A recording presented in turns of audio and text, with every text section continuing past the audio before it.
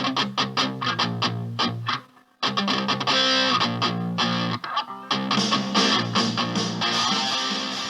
aí galera, sejam bem-vindos aqui a mais um vídeo super acadêmico, comigo Fabiano, amigo de vocês, trazendo novamente aqui o Notas de Aula de Antropologia Filosófica, para ver se a gente avança aqui mais nos estudos sobre a condição humana, para principalmente curso de psicologia, né? Mas vale para muitas outras áreas também.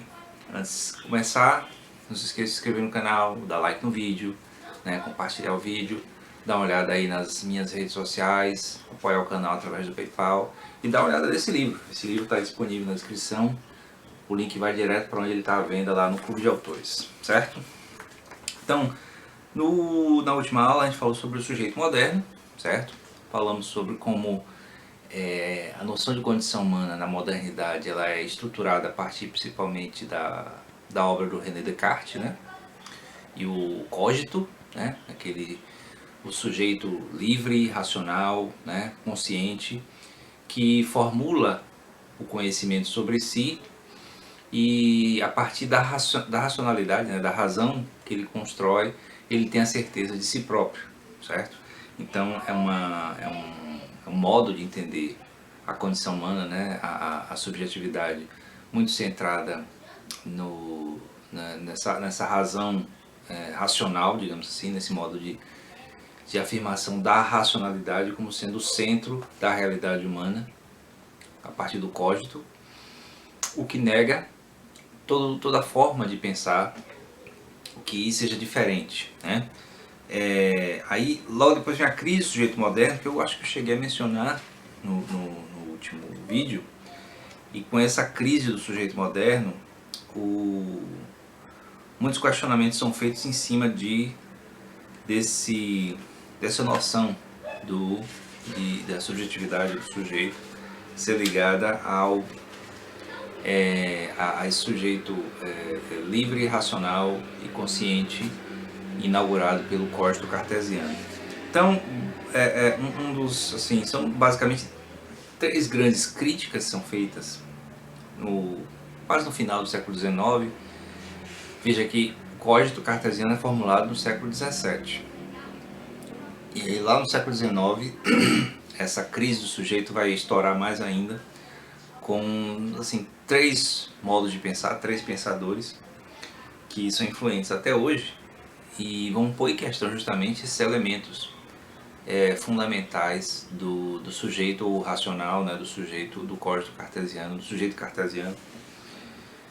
E aí a gente vai ver que ao colocar em questão justamente esses aspectos, né, do sujeito ser livre, racional e consciente, né, são totalmente postos, né, para fora dessa órbita de certeza a respeito do que seja o sujeito.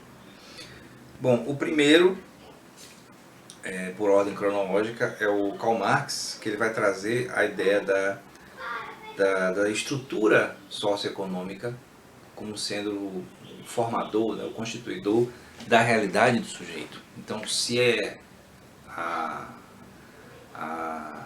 estrutura socioeconômica, né, as forças produtivas, né, a luta de classe, todos os elementos exteriores ao indivíduo, ao sujeito, que constrói a realidade do sujeito, então essa liberdade colocada pelo Descartes, né, não, Descartes não trata bem da liberdade, mas essa noção de liberdade racional derivado do cogito cartesiano acaba sendo colocado em xeque, né? Porque se nós como sujeitos somos submetidos a um sistema socioeconômico que força a gente a trabalhar, que força a gente então não há realmente uma atitude livre do sujeito.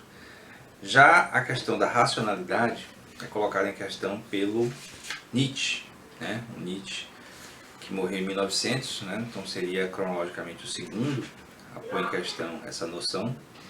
E aí, o que é que ele faz, né? Ele questiona o fato de a razão como sendo elemento fundamental da realidade do sujeito, ela poder ser questionada pela própria estética da racionalidade burguesa, da racionalidade cristã, que vai contra a ideia de uma afirmação do ser humano, né, do sujeito, como sendo capaz de ir além de si mesmo. É como se essa razão moderna, ela acabasse submetendo o sujeito a um modo de viver que diminui a potencialidade dele, né? Nega os potenciais de autoafirmação, né? De potenciais de superação do próprio sujeito. E aí, bom, tem uma crítica também à moral cristã em cima disso aí, que não tem tanto a ver com essa razão moderna, mas faz parte também do que o Nietzsche vai colocar como questionamento, né? Como dúvida sobre a realidade que o mundo ocidental, na Europa, vivia. De certo modo, como se desenvolveu a sociedade europeia no final do século XIX até a Primeira e depois a Segunda Guerra Mundial, é meio que um fruto de todos esses questionamentos colocados, primeiro pelo Karl Marx e segundo pelo Nietzsche, né? O Bertrand Russell, ele coloca, né, que o modelo de pensamento colocado pelo Karl Marx primeiro acabou desenvolvendo toda a ideologia, né, do socialismo e do comunismo, que vem afetando, né, a Europa, e afetou muito a Europa no século XIX, construindo inclusive essa dicotomia entre o sistema capitalista e o sistema socialista, que fez surgir a Revolução Russa e fez surgir, de certo modo, também, como forma de resposta, o próprio fascismo e o nazismo, né? E, novamente, o nazismo e o fascismo, especialmente o nazismo, a versão alemã do fascismo, tem muita influência do Nietzsche, né? Não especificamente no aspecto antissemita, mas principalmente no aspecto da afirmação da superioridade do homem alemão, né? Como se fosse o homem, o ser humano perfeito, né? O ser humano ideal, tal. E finalmente a terceira figura de crítica dessa modernidade, né? Desse sujeito racional, livre e consciente, é o Freud, né? Freud, que era austríaco, então você tem dois alemães, o Marx e o Nietzsche, e um austríaco que é muito próximo do alemão, fala a mesma língua, mas é uma sociedade um pouco diferente, né? Um pouco com especificidades. E o Freud vai trazer uma série de coisas, né, com a criação e a fundação da psicanálise, mas o elemento fundamental para essa crítica que é feita desse sujeito moderno é a ideia de inconsciente, certo? Então, a noção de inconsciente, como é construída pela psicanálise, por Freud, depois pelos que seguiram ele, põe por terra a ideia de um sujeito consciente. Certo? A plena consciência de si mesmo é colocada totalmente em questão, né? Então, se existe realmente um inconsciente de fato que impõe muito mais do comportamento e da compreensão de si do sujeito, então a ideia de sujeito consciente termina aí, certo? O sujeito cartesiano, o código cartesiano é totalmente destruído, de certo modo.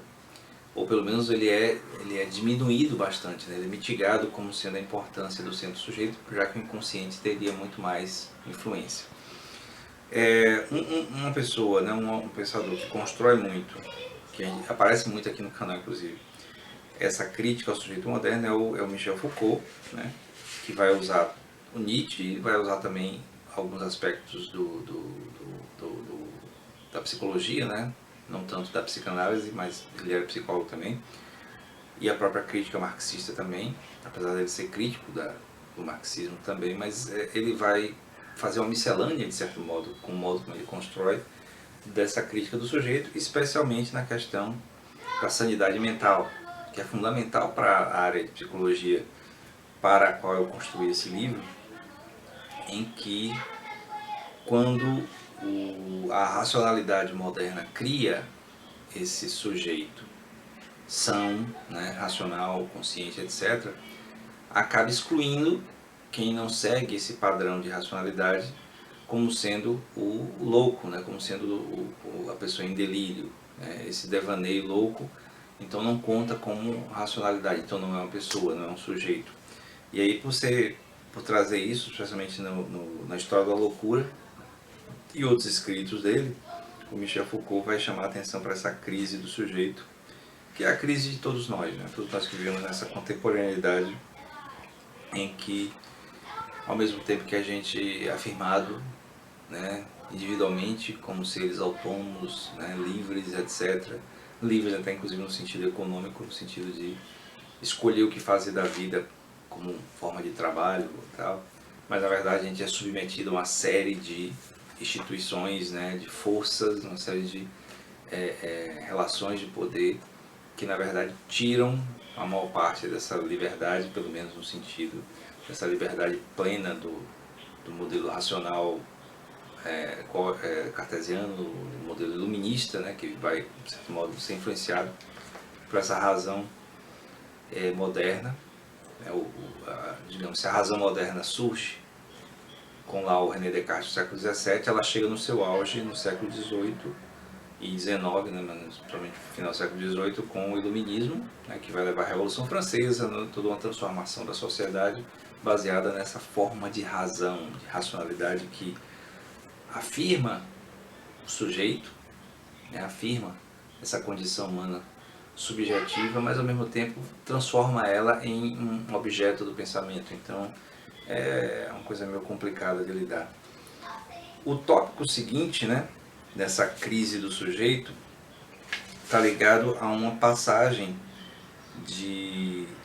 dessa coisa mais filosófica sobre a condição humana para o nascimento ainda no século XIX, né, nesse momento dessa crise do sujeito com esses pensadores que eu mencionei, do nascimento das ciências sociais, né, específicas, né, como a sociologia, a antropologia, a ciência política, a economia política, né, são linhas de pensamento sobre a sociedade humana que subtendem, né, essa compreensão também do sujeito, né, porque trata da condição humana num contexto social.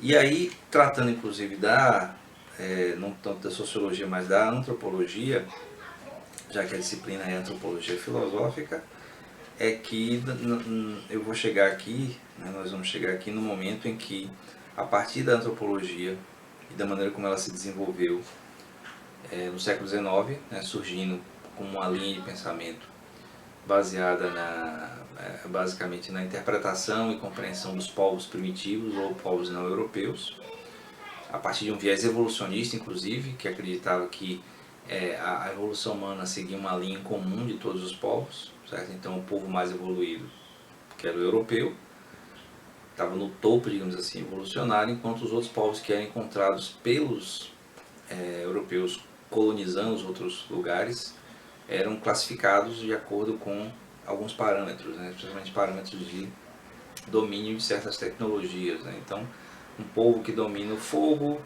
né, é assim assado. O povo que domina o metal, né, metalurgia, já é mais evoluído. O povo que tem isso, da agricultura. Então, cada elemento, né, de formação de cada sociedade vai ajudando a classificar aquela sociedade como sendo mais ou menos evoluída. Esse modelo de pensamento antropológico vai meio que se sustentar, né, durante boa parte do século XIX, mas já entrando em crise junto com a própria crise do sujeito no final do século XIX e começo do século XX, que é quando surge o elemento fundamental da antropologia, que é o trabalho de campo, certo? Então, a partir do momento que os pesquisadores de antropologia da condição humana, nesse viés da cultura, né, de cada sociedade, começam a ir para campo e estudar os povos a partir das suas peculiaridades, né, das suas especificidades, é que a antropologia vai vir com uma nova apreensão sobre a condição humana baseada principalmente na diferença, né, na alteridade. Então o reconhecimento da variedade de expressões culturais, ou de variedade de expressões de ser, do ponto de vista social e individual, como consequência, né, uma coisa está relacionada à outra, vai dar toda uma nova aparência né, toda uma nova base de interpretação sobre a condição humana dentro de cada cultura, certo? O que é fundamental para a gente chegar na parte final do curso, da disciplina, né? Talvez a parte final da playlist, acho que na próxima dá para matar todos os outros temas, que é o fato de que quando se trata de saúde mental, né, saúde de maneira geral, mas saúde mental especificamente, já que a gente está dentro dessa área, as interpretações diferentes, né, as interpretações das diversas culturas vai trazer um sentido diferente para os chamados desvios de natureza psicológica ou psiquiátrica, né, no vocabulário da cultura ocidental.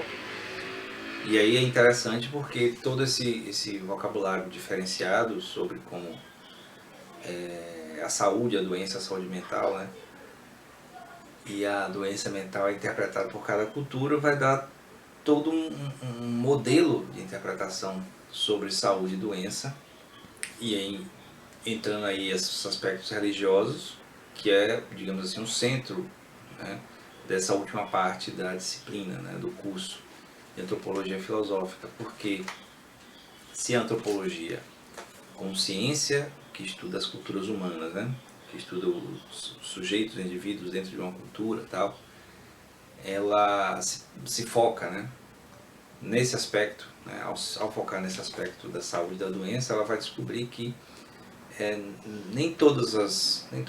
nenhuma doença, nenhuma forma de comportamento considerado desviante em uma sociedade vai ser considerado do mesmo jeito em outra, certo? Então, se por exemplo,